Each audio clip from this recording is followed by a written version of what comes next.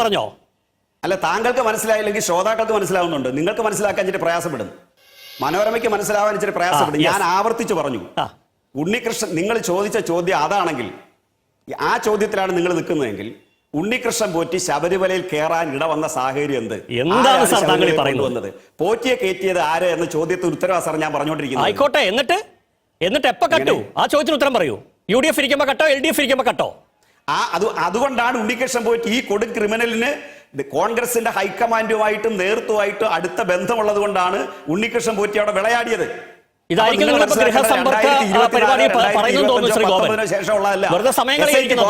നിങ്ങൾ ക്ഷമിക്കേ, നിങ്ങൾ തിരക്ക് പിടിക്കണ്ട സാർ.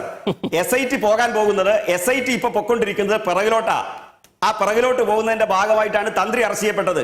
പിറകിലോട്ട് പോകുന്നതിന്റെ ഭാഗമായിട്ടാണ് വാജീവാഹനത്തിന്റെ ക്ലിപ്പിംഗ്സ് പുറത്തു വന്നത്. അങ്ങനെ പിറകിലോട്ട് പോകുമ്പോൾ ഉണ്ണികൃഷ്ണൻ പോറ്റിയുടെ മോഷണം 2019 തുടങ്ങിയതല്ല സാർ, 2019 മുമ്പുണ്ട്. അതുകൊണ്ടാണ് ഞാൻ പറഞ്ഞത് നിങ്ങൾ തിരക്ക് പിടിക്കണ്ട.